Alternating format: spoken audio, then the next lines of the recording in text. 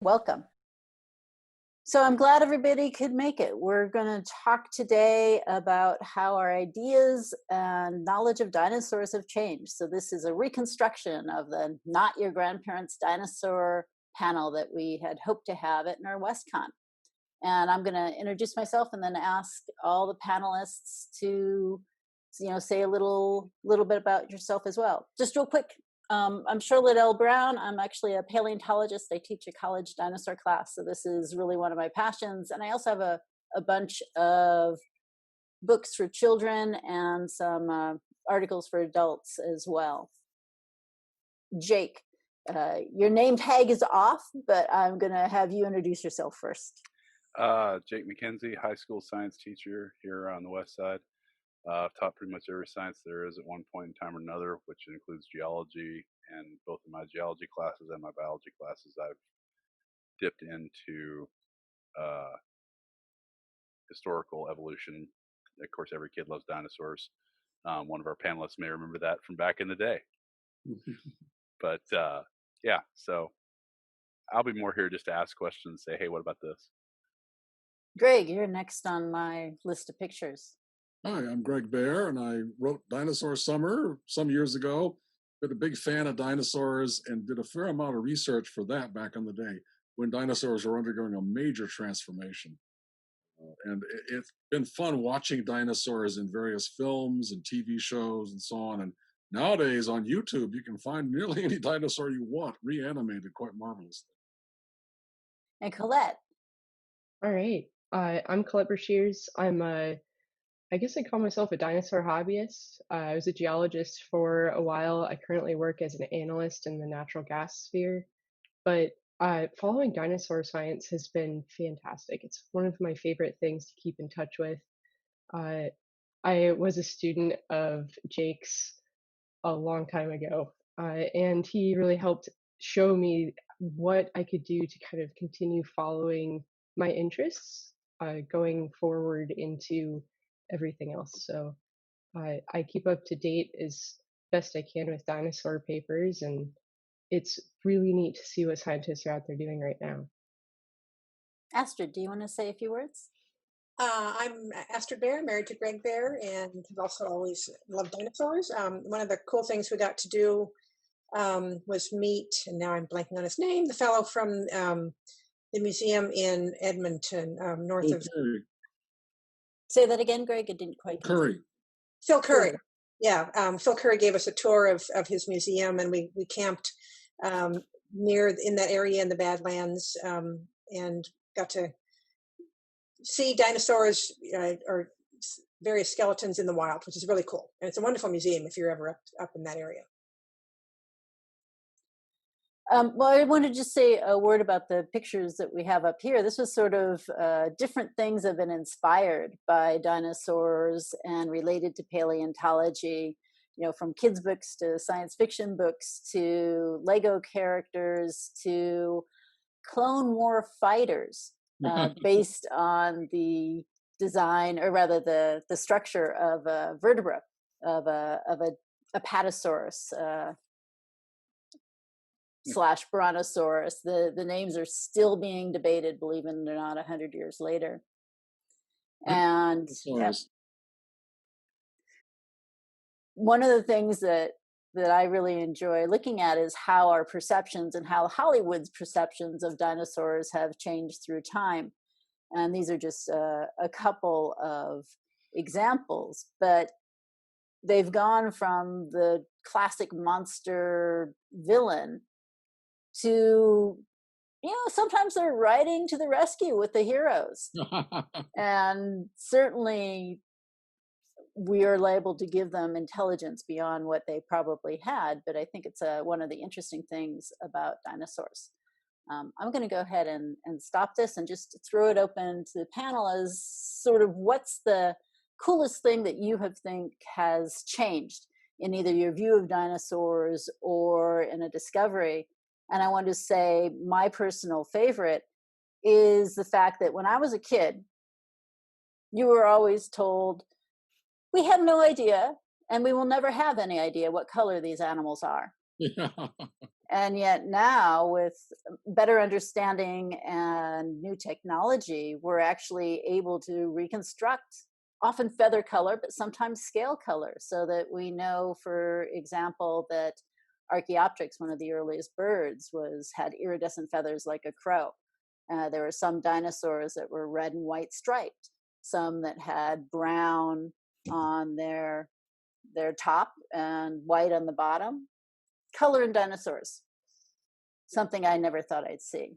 Well, that takes me back to the one of the biggest discoveries was that dinosaurs had feathers, and that birds were the last ancestors of dinosaurs, last descendants of dinosaurs. And I think that's just a fabulous, fabulous story to be told here. And I put it actually into Dinosaur Summer, and got a copy of Phil Curry's book on dinosaurs just before he published his National Geographic article about feathered dinosaurs, and got his autograph as the first feathered dinosaur expert here. But yeah, those discoveries are really astonishing. And the first person to do that, to my mind, was Thomas Huxley, who was carving a Christmas goose, as I recall, or a turkey, and he was carving a goose, and he says, "This looks a lot like a dinosaur skeleton," and he was one of the first to make that connection. As you were saying, one of the coolest things is that connection, and something a lot of people don't realize is that we're actually closer to T-Rex in time than T-Rex was to Stegosaurus. That's a statistic that often gets thrown out there, and this is an XKCD cartoon that Here's one of the questions looking at that. When you think about this, the dynamic that people think dinosaurs were all the same, and that branch you have there where it goes to the left and goes to Stegosaurus, and to the right it goes to T-Rex, that hip structure changed there. Yeah. What is it? Is it bird hip versus sauron hip? Yep, ornithischians versus saurischians. Right. And so, correct me if I'm wrong, but the bird-hipped dinosaurs that ended up being T-Rex and our modern birds, the other side doesn't have anything that survived, does it? No, and it's actually backwards. We get to thank O.C. Marsh in the 1800s for a mistake. He actually thought that T-Rex and its relatives had something that looked like a modern lizard. So he named them the lizard-hipped dinosaurs. And boy, does it ever confuse my students to have to remember that birds are descended from the lizard-hipped dinosaurs. Okay. As far as we know, there are no survivors on this other side. And it's only the branch of the carnivorous dinosaurs, probably some of those small carnivorous dinosaurs that became birds, that survived. Extinction was one of the things you were talking about earlier, Jake, as having changed. Right. When I was a kid in the 70s, I remember one of the big things in the books that I would read was that dinosaurs went extinct because mammals ate their eggs.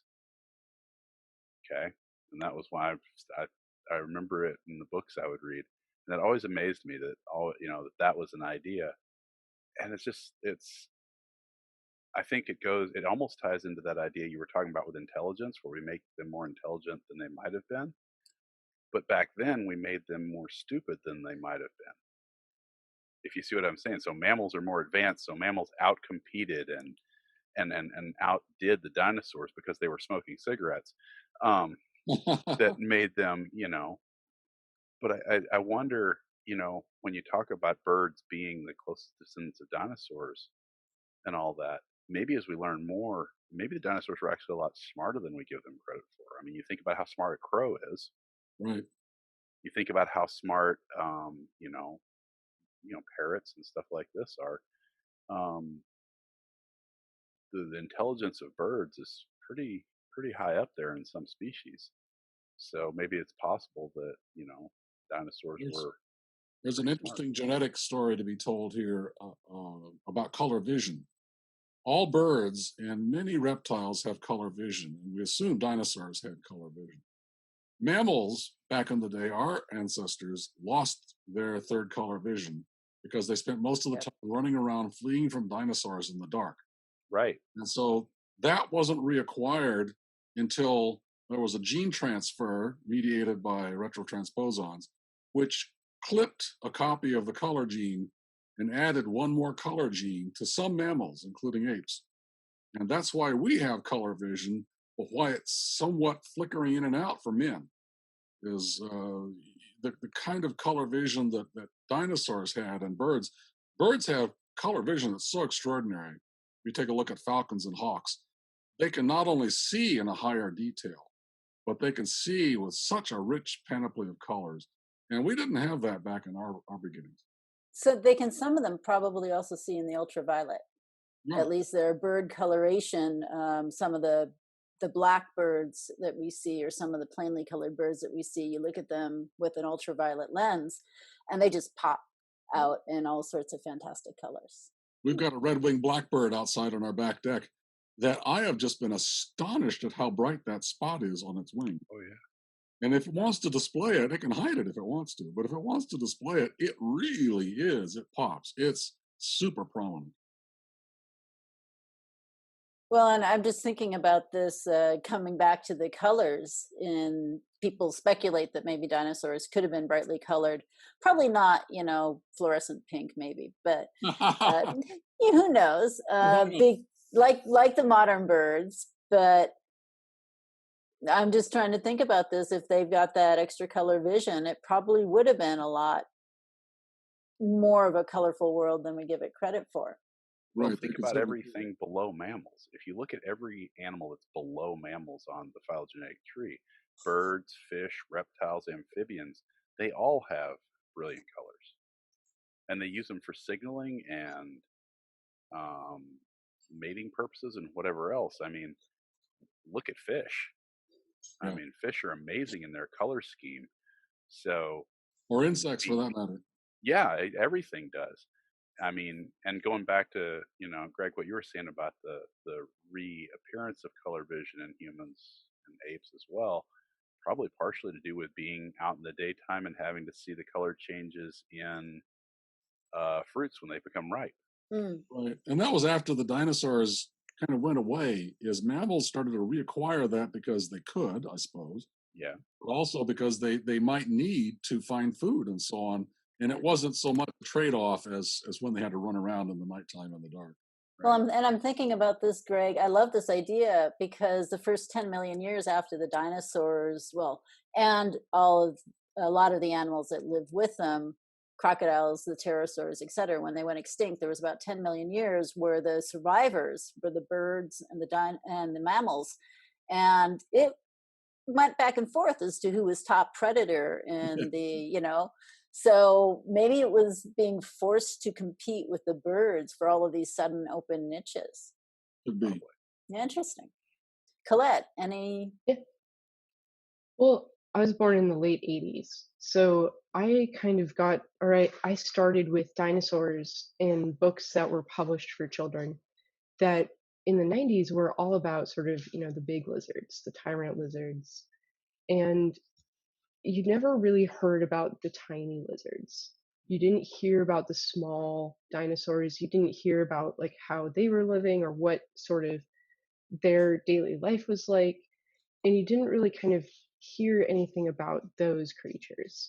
So my favorite thing is to learn about the dinosaurs that were this big or the dinosaurs that you could hold in the palm of your hand. Because that's not something that we were ever really taught about. These still don't get a lot of screen time. But we're starting to find, especially in the very dinosaur-rich areas, and the very sort of like the big silt areas that are coming out of China, especially, we're finding these tiny, tiny dinosaurs. This is one of my favorite illustrations, and it's basically dinosaurs versus bugs. And there were dinosaurs that were preyed upon by centipedes.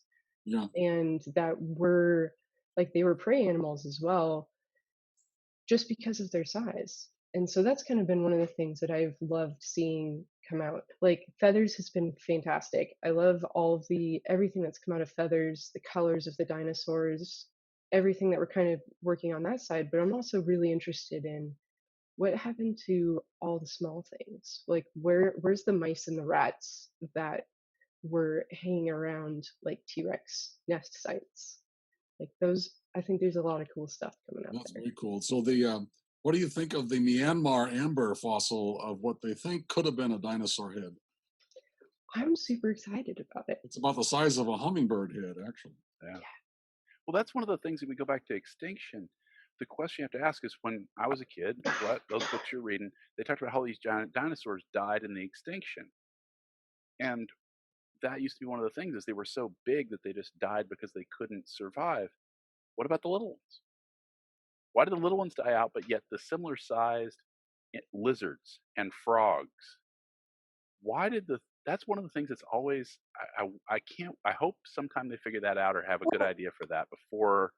I will actually speak to this one, Jake, because I've been involved with, Greg Wilson is his name. He actually is a Cretaceous mammoth expert, and he runs field seasons to eastern Montana, where they found T-Rex, where there are a lot of Triceratops all over the place.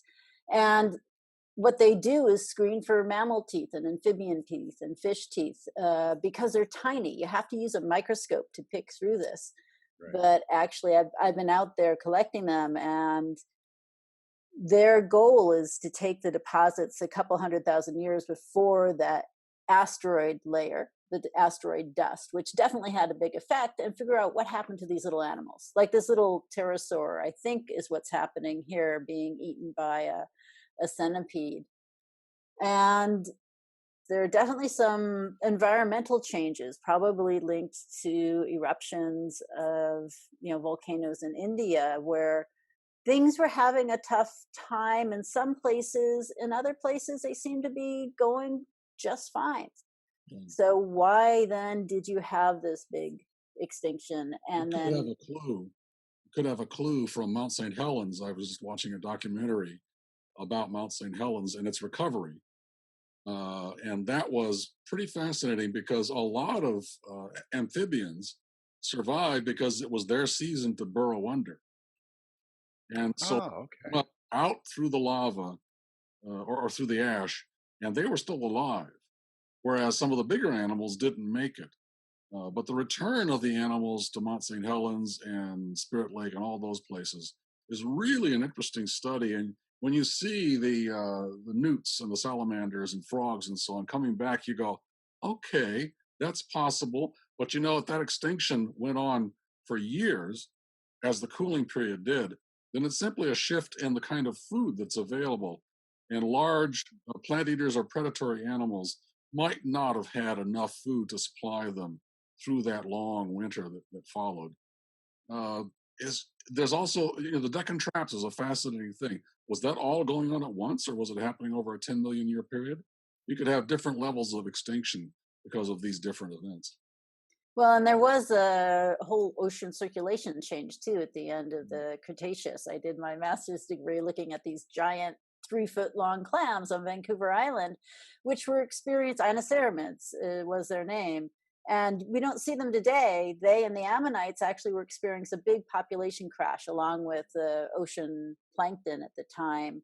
That was million and a half years before the asteroid hit. So in one way, it might make sense if we're talking about a mass extinction, up to 75% of all life on Earth gets killed, probably more than one source. And different parts of it affected different animals in different ways. But reproductive rate might have something to do with it too. What are the chances that some tiny dinosaur didn't survive, didn't become a bird? But you see what I'm saying? I mean, that's that weird question that, as Colette brought up, what happened to all the little ones with such a wide spread of animal life and talking about, big things needing more food? Why didn't something like the Tutara down in New Zealand survive? Why wasn't there something, why isn't there something little scurrying around down in the Southwest United States that looks like a T-Rex that's 4 inches tall, that chases roadrunners? What? I mean, why? It's one of those things that. So the birds aren't enough. You want more. No, I want something that's not domesticated like a chicken. I want a real dinosaur running around, even if it's just biting my ankles. I want to, that's. But we'll come back to Jack Horner and his book on how to build a dinosaur. Right. You just reverse engineer one.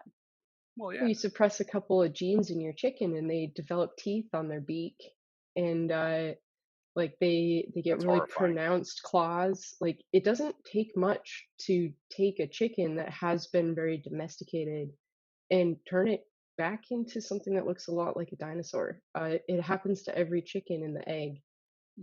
If you just look up pictures of like chicken embryos, Mhm. there's this stage that every chicken goes through where it has teeth in its beak and then it just reabsorbs the teeth and gets a beak instead, Okay, never which mind. I is a don't want that. very dinosaur. No. They've also taken a chicken and attached an artificial, essentially, stick to it to have a long tail. And eventually, the poor thing grew up this way. And they have it on a treadmill. And the gait changes into exactly the gait that you think that the little dinosaurs had. Wow.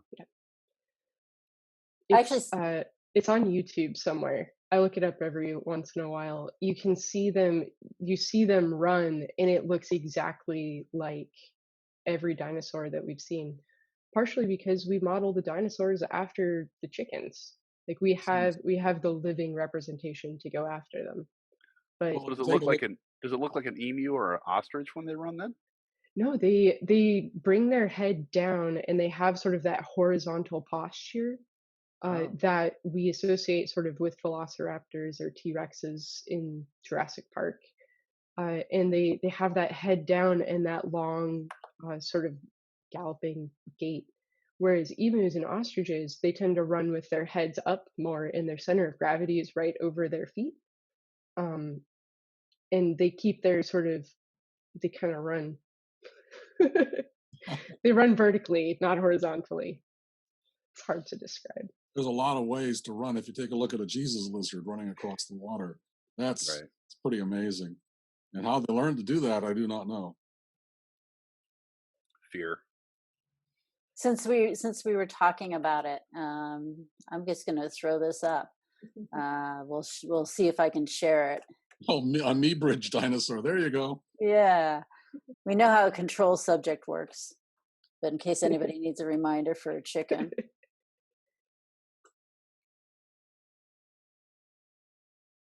That looks good. It looks so wrong in many ways, but When they were working on the early stages of Jurassic Park, Phil Tippett was building animation models on the treadmill. And he measured the speed that he thought, based on his eye looking and so on, he thought that a T-Rex could pace at about 18 miles per hour top speed. And that was his guess from looking at the way the model worked and the shifting of the weight and all that stuff. And I don't know if that's still a good number, but I think it's not much more than that now. actually, it's a little bit less, but it's pretty close. Yeah. And that always fascinated me, that the modeling was going back and forth between the paleontologists and the special effects artists. And the special effects artists had to learn how to do the musculature and the motion to make it look real. And So now, how is it that something that big with that long of legs can't move faster than Usain Bolt? yeah, Then what? Than Usain Bolt. Well, they weighed a lot. So, Right. Fair. I mean, you're talking about this is a dinosaur that weighs, 11, 15 tons.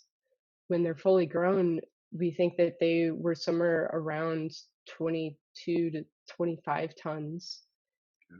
That's a lot of muscle mass to move and to keep going, especially like on a two-legged gait, you're saving energy over four, but you still have to expend the energy balancing, controlling everything, exactly. and that's just a lot to move around. So I don't know too much about their acceleration, but it definitely seems like with that kind of mass, you don't like you can see elephants charge and you can see elephants stop and do things like that, but it's not exactly like they gallop around everywhere all the time. They're usually pretty slow. Although we're treating brontosauruses or apatosauruses and other of the sauruses a little better than they used to be treated. We used to think they had to be sitting in water to support that huge weight. We now know that wasn't true. They were actually forest animals. One wonders, were they like elephants in their motions, or could they actually run like you see in King Kong? You know, that whole elephant or apatosaurus stampede is not entirely convincing. I think you might break a few legs, and they do, as they tumble over each other. I know people who use that sequence to start a discussion about exactly why they couldn't move that way. Well, I'm not sure they couldn't move rapidly. One of our friends had a theory about the whip on sauropods. And the whip would be something that you could actually get up to speed. Because if you've ever worked with a bullwhip, you know that the sound of the snap at the end is the bullwhip cracking the sound barrier. Right. And he was speculating, this is Nathan Myhrvold, that if you had one of these tails whipping and you could have a perspective of the tall head on the end of the neck looking out across the attacking meat eaters, that you could whip out and snap them right in the eye and take an eye out or injure them severely with that whipped tail. And that's an interesting idea. I've always liked it. Is there any animal that does that in? Well, wait a minute, just a second. We'll get to you, Okay. Jake. Because just to follow up on that, people have looked for injuries on the tail when they have a complete tail of this, because these long tails taper into a tiniest tip sometimes when they have them. And there's at least one person who thought he saw evidence of injuries right where the critical mass would be, where you find the most pressure in a bullwhip. So there is some evidence, at least according to one person, that might have been the case. Go ahead, Jake. Sorry to interrupt there. Is there anything in the modern world that we can compare that to? That actually happens? Besides a bullwhip? Yeah. I'm not sure. You know, what you do get is shrimp in water that can snap themselves so fast that they heat up the water around them, and that forms a kind of bubble of steam. And the snapping shrimp can be heard in San Diego outside the hall of the Star of India.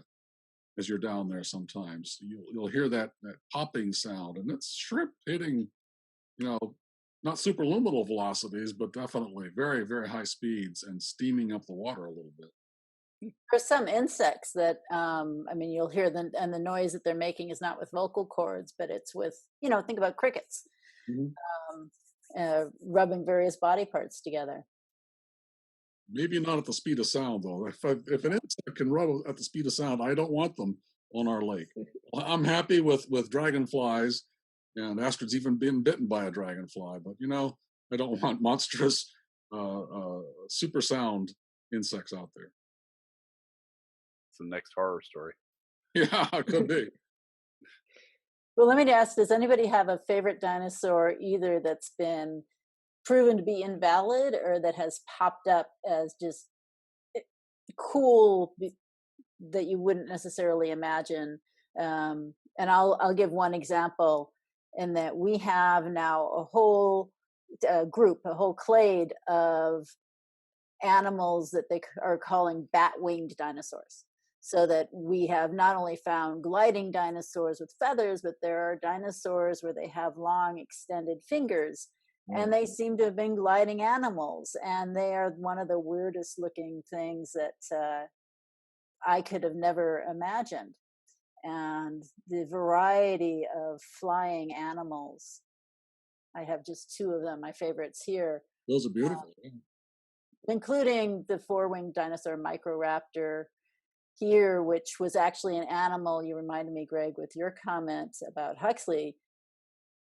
Microraptor was in some ways predicted back in the early 1900s. Scientists proposed maybe we went through a gliding stage where you had feathers and all four wings. Almost 100 years later, they found this small, now I think still the smallest known adult dinosaur in China, and he's got wings. Mm-hmm. Probably couldn't flap like a bird, but definitely a good glider. If you take a look at the wing configuration, it kind of reminds me of the aquatic reptiles with their double flapping. You wonder if all these wing control mechanisms were built into the Saurischian genome, where you could have that, kind of dragonfly-like back and forth between the wings, or between the petals, the fins on the like a fish almost. Yeah, but in this case, the reptiles in the water had 4 fins, which they could alternate back and forth. The plesiosaurs or the mosasaurs. Yeah, the pliosaurs and plesiosaurs and so on. And they were pretty amazing at being able to get through the water that way by about double efficiencies because they could flap both things separate. Well, don't we see that with some of the so the coelacanth, its bottom 2 pairs of fins are much more like not like a normal fish's fins. And then you think They're about almost some of like mud skippers and so on. They can walk on, right, and they can swim with them. Coelacanths are really interesting because they give live birth, right. and that is one of the earliest instances I know of fishes. Sharks today, of course, give live birth too.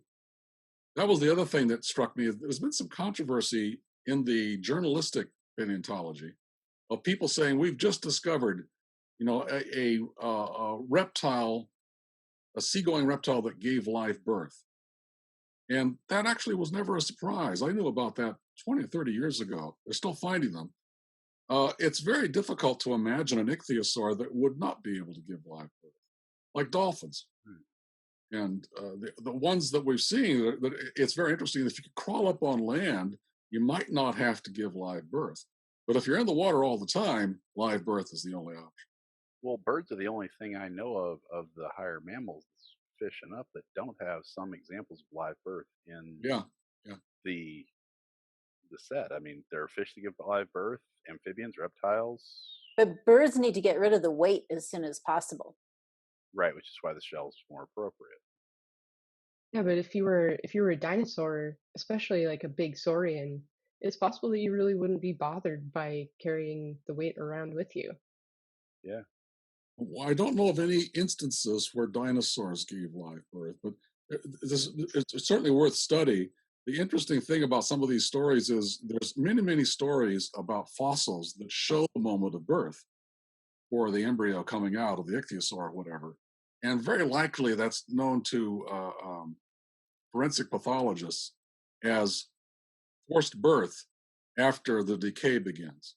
Oh, Right. interesting. It's called So coffin birth. catching It's at the called coffin moment birth in of birth. humans. It's expulsion of the embryo because the body gas is increased. Yeah, like I said, coffin birth in humans is something where when a pregnant woman is buried, afterwards the child's given birth. It was one of the things that gave rise to undead and zombies and vampires in medieval Europe. Yeah. I could see that would be, I mean, it's disturbing, period, but especially if you don't know the source, you lay somebody out for death, since it wasn't an uncommon thing for women to die in childbirth, and come back a couple days later and find something different. That would be pretty freaky. Yeah, pretty frequently, not uncommon. It's found in most textbooks for forensic pathology, which is why I don't read textbooks for forensic pathology very often. It's not a cheerful subject. I find that fascinating in that those classic examples of like there's an ichthyosaur giving live birth, and you say several other animals, but nowhere did they actually suggest that mechanism when I was learning about it in paleontology. No, Kind of just skipped over. I'm not sure why. Sometimes the biology doesn't always make it. Since we're talking about birth and death and so on, I had want to put this slide up. Colette, you reminded me of the studies of growth rates in dinosaurs. And for the folks who haven't seen this, this is under polarized light, what it looks like if you slice into a T-Rex leg bone, and what you're seeing is lines of arrested growth. And Jack Horner was the first person who really looked into this in detail, trying to figure out, can we age dinosaurs? And there's some complexity to the studies, but very simply, if we summarize it, you can look and count how far were things growing, how many years old was this animal when it died. Most specimens they've looked at are not actually all that old. But if you look at T-Rex, for example, notice they're almost full grown at 20 years. And you had pulled this out. Did you want to say anything about it, Colette? What I found really fascinating is if you look at how heavy a 10-year-old T-Rex is, and then you look at that same T-Rex 10 years later, it's 6 times the weight. Yeah. And that's a huge stress on an organism. humans, I mean, we go through our teenage growth spurts, but we're not adding literally 12 tons of material to our own body in 10 years, but T-Rexes were. Yeah, and it's not just T-Rex. It turns out a lot of dinosaurs seem to have matured in about 20 years. Now the question is, are they like normal reptiles? Alligators and crocodiles grow their whole lifetime. Did dinosaurs as well? Probably they did, but notice that the growth curve flattens out. Right. So you can't just explain the giant sauropods as individuals that were hundreds of years old and kept growing. But they probably never actually stopped growing, according to the research I've seen and according to what Jack Horner and his group have been publishing. But notice down here, this is a study that's a few years old now, but they've got estimate of sexual maturity. Essentially, when did they start laying eggs? They started laying eggs before they were full size. And I heard one expert on T-Rex, Thomas Holtz, studies carnivorous dinosaurs for a living, and he says their strategy was live fast, die young. You know, Was that really that different for humans 2,000 years ago? Well, but it takes humans longer proportionally before they can reproduce. We have to get closer to our adult size, final adult size, before we can reproduce, and it takes longer to reproduce. And we don't do 40 at once. So one of my crackpot Thankfully. that I postulated in Dinosaur Summer was that the larger the dinosaur got, the more it changed its thermic properties. So it would be a hot-blooded dinosaur when it was young, kind of like a mammal. And then as it grew and didn't need to conserve all that heat because the mass was increasing, certainly for sauropods, it would become a mesotherm in its youth, and that would be a middle period. And then it would become more reptile-like at the end because it could produce heat in its gut, among other things. So a T-Rex might be able to run around like a bird and maintain its body temperature, but I'm not so sure a sauropod would want to. And so you might have a mesotherm condition where they rise up and then change their body chemistry. We've got a new term for it, gigantothermy. Oh, really? Yeah, and it's just as you said, the heat coming from the digestion, and the bigger you get, you have a different problem. The bigger you get, the harder it is actually to shed that heat. Exactly. So you got this big fermenting mechanism in your sauropod. It's called a stomach and a crop and so on. And I'm not so sure they needed to be, warm-blooded all throughout their lives. But birds are certainly warm-blooded now, no matter what size they're. Well, but they don't get up to 6 tons now. Right. But there were also dinosaurs that lived in areas that got very cold. Right. Basically the equivalent of the polar region. Right. And we still, they were fairly small. I think that's all in the category of small dinosaurs. I don't know about big ones. They were still able to exist in sub-zero conditions. So, well, actually, I'll say they're definitely up north. I'm thinking of work by a guy called Greg Erickson, who ironically enough lives in Florida and goes hunting for dinosaurs on the north slope of Alaska. And you're probably, some of you, familiar with some of the work that Phil Curry has done in Antarctica. Mm-hmm. So they were there, but the Cretaceous probably didn't have hard sub-zero temperatures because global temperatures were a lot warmer. So they didn't have ice caps. But even if it was cold temperatures, garter snakes come out before the snow and dig through the snow to come out and are mating when there's still snow on the ground. And they're definitely cold-blooded. And, there are species of frogs that have chemicals in their blood that makes them able to function at a temperature that most amphibians can't. So you're one of those kids who tried freezing frogs, aren't you? No. I just threw them at people. Let's not give our president ideas about drinking antifreeze, though. I think that could be a problem. It's very sweet. It's true, it is. It is. And that's a problem for animals. In a spill around antifreeze, you'll have dogs lapping up the antifreeze, and that can poison them. So, my forensics class actually did an analysis where I gave them a crime case where the wife used antifreeze as the mixer for her husband's alcoholic drinks, and that's how she killed him. Oof. This is an actual cat case or a? Yes, it's an actual case. It was an actual case. I Wow. think it was in the Midwest United States, where the wife was so sick of her husband's drinking that she started taking his mixer and splicing it with antifreeze, and he didn't notice the difference. So she'd serve him the drinks once he was already inebriated, and that slowly killed him.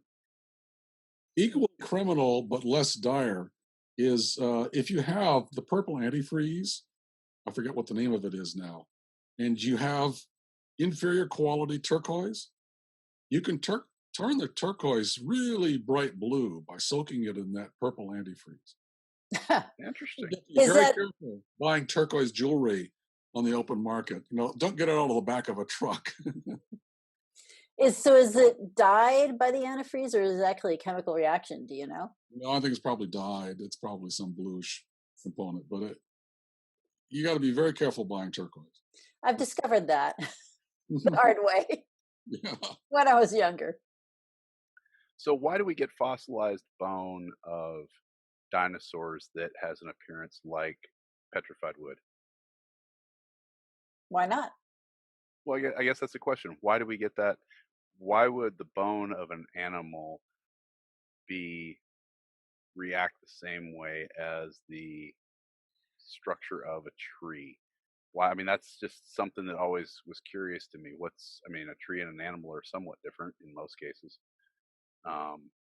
Why can it do the same thing? I would guess that it's the mineralization component rather than the structure that it's filling in.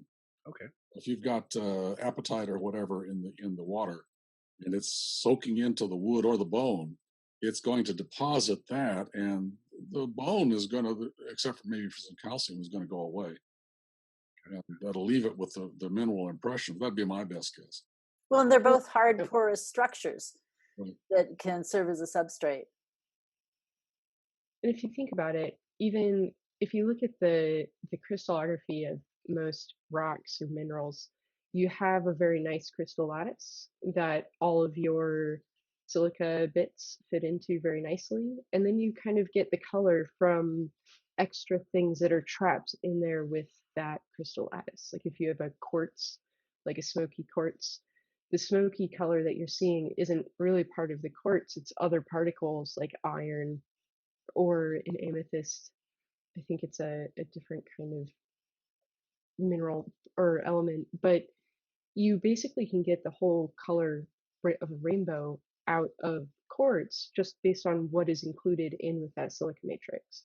Very And cool. when you dissolve that back out, when you put it into sediment and then you compress it with heat and pressure over time, you basically get those extra little inclusions that are more mobile, and so they can go in and find bits in the lattice provided by the bone or by the tree, and then they just get caught up in those more open spaces, because bones, trees, like we're not as regularly, or people, we're not as regularly structured as rocks are. So it's a lot easier for those inclusions than to find a new place to be. Well, I think that's a good point. It's but fossilized wood and most, but not all, fossilized bone is actually primarily quartz with very varying degrees of inclusions, including some beautiful opal. And they have some amazing opalized skeletons in Australia. We saw. Opals are pretty nice. They got big opal mines in Australia. But We saw some amazing opalized, I think it was shells in Alaska. ammonites, yeah, Canada, yeah. large scale ammonites, and they were about that big, and they were completely opalized, and they were just gorgeous. And they were cutting them down into smaller sizes or finding smaller opalized ones. Here's the really, really cool thing about those opalized, as they call them, because they sell them that way for the shells. In many cases, it's the original mother of pearl. So it's actually the mineral aragonite, and the ammonites will have a much thicker layer, so there'll be these beautiful deep green and red. And Canada in particular has some beautiful deposits, and they actually have a mineral name for it. But As a paleontologist, I have to say it's original shell material if you see one. So you're touching. Some of it certainly is, but what we were looking really solid opal. Okay. Across a span of 6 or 7 inches or more. And quite expensive if you wanted to buy the whole shell. So. But you're right. The whole thing about ammonites, it's so gorgeous, or any of those fossil shells, is that original mother of pearl. Oh, and the same thing with trilobites. The eyes, it's the original eye material that is. Yeah. I don't know what you guys do, but they actually recreated those eyes, and there's a video I used to show where they show what it would have looked like to look through a trilobite's eyes crawling underneath the water back in the day, because they could remake the lens because it is the original material. They can recreate that and play around with it. They used to make gun scopes out of calcite just because you could get a lot more pure vision than you could at glass, like a couple hundred years ago, even up to World War II. And those trilobites' eyes, the lenses, are calcite with the orientation exactly the same way you do for a gun sight. Cool. We watched a movie recently that I remember from my childhood, a movie by Carl Zeman, which was known back in the day as Journey to the Beginning of Time. And he was a Czechoslovakian filmmaker. And basically, these kids get on a raft and enter a cave and go back through all the ages of the earth.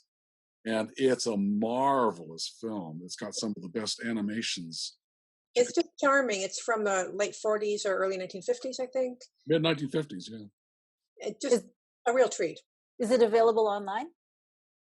I don't believe so, but Criterion just came out with a Blu-ray of it, which is gorgeous, the best I've ever seen it. And when I first saw it, would have been 1959 or 60. And it's uncut, it's even more amazing. But they start off with kids looking at trilobites saying, let's go find some of these when they were alive, and that's the beginning of the story. So what's the best movie dinosaur? Best accurate representation? Best or most accurate? That could be two different things. Best is finding a cell phone in Spinosaurus refuse, but I'm thinking, what's the most accurate? Well, the problem with Jurassic Park, which has some of the best anatomy of dinosaurs, is none of their dinosaurs have feathers that I can recall. No. And so nearly all the raptors we know would have had feathers of some sort, if only for warmth. Well, that's because of the frog DNA. Yeah, maybe that's the excuse. As I understand it, they tested the idea of feathers for the remakes, and strangely enough, people didn't find them scary. So they went back to the original. Birds. But I remember Mysterious Island. They had, I think it was what was the giant bird that Nemo was raising to become a chicken? Was a prehistoric bird. It was a Dinornis or something like that. Yeah, I remember that. I remember that movie. That was cool. And that was a very scary bird. It had feathers all over it, but it didn't stop it from being scary. Well, I have to say, since you guys we were mentioning Jack Horner and some of the work he's done and reverse engineering a chicken, I saw Horner on his book tour. He came to our Burke Museum, and they threw open the questions. And the first question up there was a 5-year-old. A little boy goes up there. He's like, "We have chickens. They're mean. Why would you give those things teeth?" So chickens can be pretty scary in their own right. For kids, anyway. Yeah, well, and after that, strangely enough, every other public talk, they had people submit questions on paper. I recall working at SeaWorld, where not only did you get introduced to dolphins and so on, but they had geese and they had swans. And the swans were the most vicious animals, and they'd chase you around, even if you have a broom sweeping up swan poop. They would come after you. So I kind of understand that kid's attitude. Oh, yeah. I can't tell if we have any. I was just looking at the chat to see if we had any questions. We're sort of coming to close up to an hour, not quite, but anybody have any questions, I'd like to just throw that out there, or any. A commenter thing. I think ammonite is the gem name, which is what I recall we saw up in Alaska. They were selling it as ammonite. What a lovely name for a lovely product. There was a question earlier up. So lizards throw off their tails now as a defensive diversion. Is it something a trait any small dinos did? That's a cool idea. Yeah. I don't think that we've found, well, at least I haven't seen any studies that have anything like that. But if you think about the record that we work with, that would be a very difficult thing to prove. Because you would either find an incomplete dinosaur or you would find a complete dinosaur. Mm-hmm. And so many of the dinosaurs that we look at are based off of, like, here's 4 leg bones, a section of tail, and a head. Or here's the head and 2 front legs, and the back half of this dinosaur is missing. And so we have to extrapolate based on that anyway. So it would be hard to see if you had a dinosaur that could drop its tail and regrow it, because you would need to have a complete specimen, and you need to have basically like a ton of them, actually, really, with different stages of regrowth. Or you would have to have the ability to date the age of the tail versus the rest of the specimen, and know that those 2 things went together in one animal. It would be pretty cool, though, if So, the bigger animals don't do it, but I'm imagining a triceratops dropping the tail and running away from T-Rex. Two things you can think about, though. The common idea that lizards drop their tails, that's I believe unique to the skink families and the iguanids. So if you look at like your monitor lizards, to my understanding, they don't do that. That's not something they do as much. Your crocodiles and then alligators, don't drop tails. But looking at what you were saying, Colette, if you do look at a lizard's tail, there's definitely a different structural shape and composition of the tail. So if you found a whole tail and the bone size changed, not only would there be a change in the bone, but there should be evidence at that point where the original bone was damaged as it was broken off. If you think about it, because where that break happens, there's going to be destruction where the bones are ripped apart and pulled apart by the ligaments. So it would take some pretty deep work, but you could probably figure it out based on the evidence of the bones, where the bones change. We just need more fossils. Yes. That brings to mind, latest tail change was Spinosaurus, which suddenly got this very long herring-like swimming tail, which I find fascinating because everyone thought it was, a land animal, and then suddenly it's got this crocodile tail, which, if you look at the bone structure, really does look like herringbone. Yeah. And I wonder if it dropped its tail to swim away, because you get a pretty large meal out of that tail if you just hung around. But then it wouldn't be able to swim. Fat could get away because of the fin feet, but I'm not sure it could swim very fast at all. I think that it was probably a major propulsion source for the animal, like a crocodile. Absolutely. And that's one of those stories I love, because we had this idea based on an incomplete skeleton, and 100 years later you piece together a complete skeleton. It's like, Jurassic Park had it wrong in that case. Although in general, to get back to your question, Jake, I think the early Jurassic Park did the best job of recreating dinosaurs. The first one really was amazing, just because we were introduced to these animals for the first time in full form. And the special effects people were trying very, very hard, working with Horner and so on, to get it exactly right, because they knew what the fault would be if they couldn't get it right. Well, were the plant-eating, the large plant-eating dinosaurs, were they feathered? I don't know of any instances, but certainly some of them could have been lightly feathered for warmth. But I don't know why they would be, so I just right. I'm going to throw up a slide for you, Jake, since you happen to ask this. We know Triceratops and duck-billed dinosaurs actually had scales. We have skin imprints. We have a mummy of a duck-billed dinosaur. So we're talking a couple tons, probably not.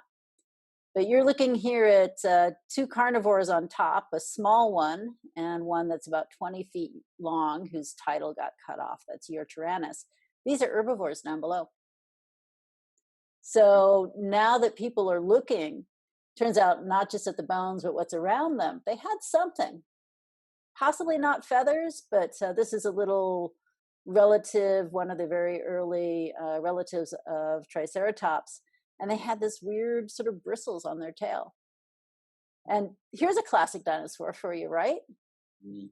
Hardly, but he's a little herbivore, and he had some sort of covering. We're not really sure what. Longer in the hind legs, maybe down-like covering. So here's the question: was that little down-like guy, was that something off the branch that led to T-Rex, or was that off on the branch where Triceratops was? You see what I'm saying? Because you talk about that branch up early on. It's the other branch. That's not T-Rex. It's a very early of the herbivores. The so-called bird-hip dinosaurs were all the herbivores except the big sauropods. They're not T-Rex. So maybe their ancestor had something very much feather-like. My crackpot theory of biology says that for all these animals, including us, our genome includes a kind of a toolkit of possibilities. And you get this a lot with plants and with insects. So you get, for example, the stick insects can grow their wings and then lose them and regrow them in a few thousand years. Not the individuals, but they can come back, and you can get winged stick insects and non-winged stick insects. And I think that's because that's part of their toolkit that they can evoke should they need it. There's other examples, but in dinosaurs, one wonders if the feather capability came on early and was not utilized all the time until it was developed in birds to the full extent. Well, and there are multiple steps in evolution to the flight feather too, many of which were useful along the way for different things, either display as crests or body coverings to maybe help keep the little ones warm or what have you. But I like that idea, Greg. You don't want the flight feathers in your pillow, for example. You like the downy feathers better, and that's geese specialize in that, but they can also fly with them. So what you're saying is that chickens may decide somewhere along the future to re-evolve into T-Rex and eat us. With feathers on. Yeah, exactly. So colorful carnivores. Yeah. Well, I have to say that Utaranus looked kind of like a Sasquatch with that very fuzzy quality. He did. Yeah, I'm looking at that picture now. Some of those are always up to the artist, and some of them, I'm kind of surprised at how normal feathered dinosaurs look now. Yeah, I'm not sure why they're not putting them in Jurassic Park. I think with some color schemes and so on, you could really, really have some fabulous, monstrous animals. In fact, in Dinosaur Summer, I had one, a giant feathered dinosaur with a toothed beak. What did I call it? Something, anyway, some nasty name. And I thought that makes perfect sense to me. That's a scary looking animal, and it's feathered. Well, feathers and hair are very hard to recreate in a CGI matrix. That's incredibly difficult to do and make it look realistic. Yeah. I recently watched Kingdom Hospital, the Stephen King version, where they had this anteater with all the fur on it, and that was all CGI. And boy, were they were proud of that fur. Take a look at Monsters Incorporated. You've got lots of furry animals running around, and that's difficult to do, but they do it. And I think they spent enough money on Jurassic Park that if they wanted to, they could have. Probably. One of the cool things about the first Jurassic Park is, as you were talking, Greg, they worked really hard to get the science as accurate as possible. Not that they stuck to widely accepted theories. You had things spitting poison and things like that, but it was all something that had been proposed as possible. And there was actually then money from the Jurassic Park Institute that went to people studying dinosaurs. So there was a back and forth synergy. And the number of vertebrate paleontologists in the country actually rose after those movies came out. Is there any evidence of a poisonous dinosaur? You'd have to get the soft tissue poison sacs. Go ahead. Sorry. They're taking a look at T-Rex teeth as being septic, because the buildup of bacteria and possibly even below the gum line, you could have the teeth helping bring down an animal by having a T-Rex simply bite it, or a carnivorous. Kind of like a Komodo dragon. Right. And that's something I could believe in. I think you it'd be hard to avoid, actually. Yeah, human bites are usually septic. exactly.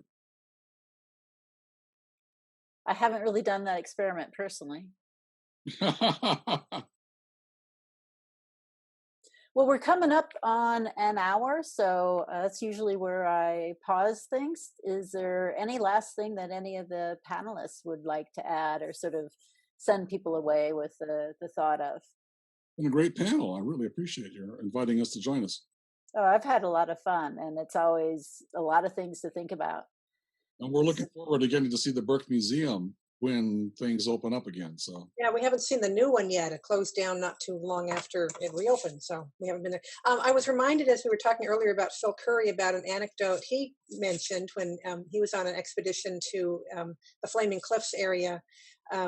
He came across I think a metal liquor bottle, a pocket liquor bottle that had been from the Roy Chapman Andrews expedition, which pocket flask. That's the word I'm groping for. That was, they had their own official flasks that were engraved and so on. What a cool thing to find when you're working along on the Flaming Cliffs. Definitely. That's awesome. I presume they collected it and preserved it. Presumably. I know in more than one book, Terry Pratchett had a T-Rex with a wristwatch on that was always put in as a joke for the apprentice planet makers or what have you. That would probably be about the coolest or scariest thing to find.